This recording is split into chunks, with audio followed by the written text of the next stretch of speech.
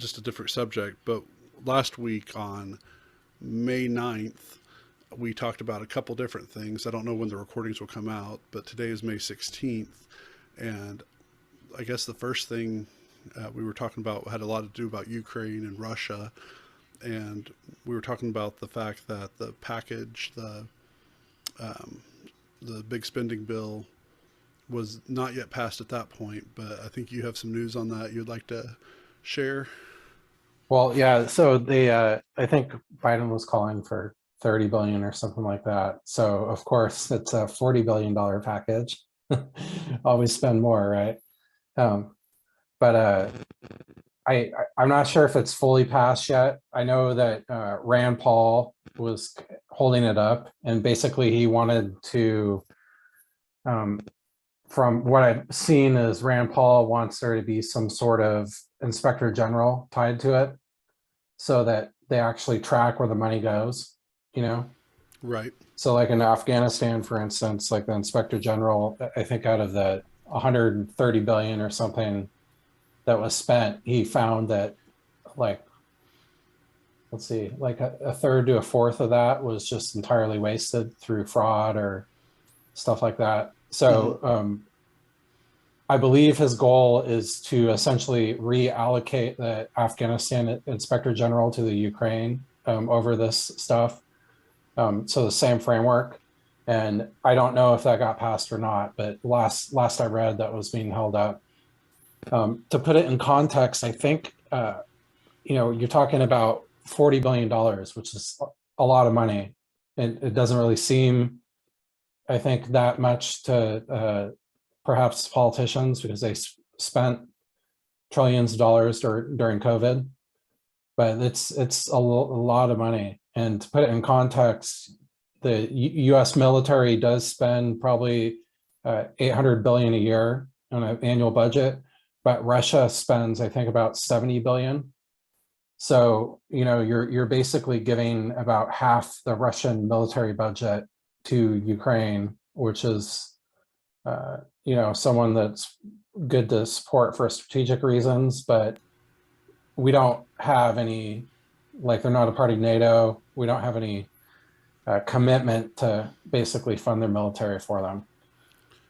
Yeah, and I guess if you think about that a little bit, not only is it approximately 50% of Russia's spending, that's only about 5% of our spending on Yeah, military. So that's kind of that's a interesting yeah. So in it's its own right. like in our last episode, we were talking about how Russia can't really go head to head Right. with US. Like, we basically spend 10 times more a year on our military. Mm-hmm. Um, Granted, Russia probably does it a lot more efficiently, but yeah, it's what dare I say? But but Well, you're saying $100 for a Bic pen is not a good deal? it's a really nice pen. The best stick pen we've had until it breaks. Yeah. So that's kind of like the update. I really, we've talked a lot about this kind of being a ideological proxy war. Mm-hmm. Everything there is horrible, but there's a lot of other places where there's a lot of horrible stuff going on right now also. And um, it, we've talked a lot about how I think a lot of people see this as an opportunity to get Putin out and replace them with someone more potentially favorable to the US. But this backfires a lot for the US Right. historically. So we'll see how it goes. But Well, this is a lot of cash, especially to generate by printing money. It's not paid for, and then basically try to give it to another country without any sort of accountability or anybody to watch where it's spent. It's very interesting. well, as you talked about, some of that might be more favorable to the U.S. That definitely has some footprints in the sand kind of effect to World War One, where some people were being replaced to make it a little bit more feasible for some other government relations, which kind of kicked off the whole Duke Ferdinand stuff Yeah. that accidentally started a world war. So yeah, I mean it's interesting that even though everything is different, everything is the same, which Yeah. seems to be a common kind of thought pattern. Well, What did you? Yeah, go please. well, like you said, I think we're implementing a similar playbook to how we always do, and that hasn't worked out very well in recent years. Like Syria is a good example. We've tried Hmm. to get Assad out of there, and that backfired. Um, Iraq didn't go smoothly at all. Right. Afghanistan too. Same people are in charge. Yeah, I mean even in Iran, back in the 40s and 50s, just the whole thing that, I mean, what eventually led to the Iran Contra stuff that all had seeds from World War II Yeah, of us trying to replace the mom and stuff. So there's a lot of, um, it seems like when any country, not just the U.S., the U.S. definitely has lived up its share in its couple hundred years of being a country. Whenever a country tries to get involved in the leadership of another country, it doesn't generally go very well. yeah. It's we like doing that though. I know you mentioned last week that China has been very much saying that U.S. was the aggressor. Has they have their opinions pretty much stayed the same, or have they brought out anything new in the past week? I believe so. Like I haven't read a lot, so but I don't really think anything's necessarily changed. Like Okay. Russia and China have been strengthening their economic partnerships Hmm. over the last couple of years, and I think that they're aligned on a lot of things. And my the enemy of my enemy is kind of my friend, right? Sometimes.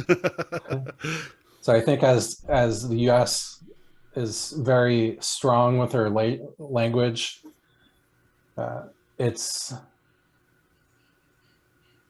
it kind of pushes them more back, and strategically, like China does it with their economy, and the Right. U.S. kind of does it with their military. Hmm. So I think China has only one overseas base that I know, and I don't know how many we have, but it's probably quite a lot. So it's a different perspective. China seems to be more fruitful in recent years, in my opinion. Yeah, just having this part of the conversation kind of makes me think a little bit about the difficulty of American politics and the balances that you constantly have to work with. It's very easy, and this doesn't really matter which president it is. In fact, I want to say every single president in my lifetime, so that goes back technically since Carter, just for a year or two, but uh, every time the president of the United States makes a bold claim from the president's office, from the Oval Office, from the podium, the lectern, whatever, there's this kind of thing about people want to say like, well, the president needs to just say this, and we'll just stick it up the other countries, whatever. But every time we do that kind of thing, it just creates more resentment from these other countries. And now that the tables have turned a little bit more, where we're still a very powerful nation, we still have a very powerful military, but there's other people on the board now that have a little bit more say. It's no longer just the U.S. telling everybody else to go screw themselves. We're, it's a game that, because we've done it so long, we've probably done it since, honestly, since George Washington, Yeah, that we're just kind of, we've had a very strong uh, person in that White House that has said, hey, this is how it's going to be. This is what America does and doesn't do. But now global politics and the various balances of power, even inside the United States. So, like when you first mentioned Rand Paul, certain things came up in my mind that had nothing to do with this specific situation. Though, whether you like them or dislike them, there's a very good, strong argument to be made that, yeah, we don't want to just spend $40 billion without having some kind of accountability, yeah, especially when we I mean, it's a much smaller scale, but I think we mentioned last week about Oklahoma and Swadley's. Did we talk about that? Yeah, And just $2 billion or $14 million is a big amount for most people. that's a lot for And barbecue. That's yeah, for sure. that's a mismanagement of funds for barbecue. And then 1,000 times that, times 20 times that, or 20,000 times that, you've got the amount of money we're sending over to Ukraine. So it does make sense. We want to make sure that there is somebody to arbitrate it, make sure that it's mediated well, and not just being wasted on something that's stupid like barbecue. I mean, Well, unless it's really yeah. good barbecue. There was I read something recently. It was like basically like a fourth of COVID relief funds were um, missing because of fraud, something like that. Hmm. And it's just you're kind of, I think you're flabbergasted sometimes. You think about what um, a quarter more funds, if they actually got to the people that needed it, could have done for them. Right.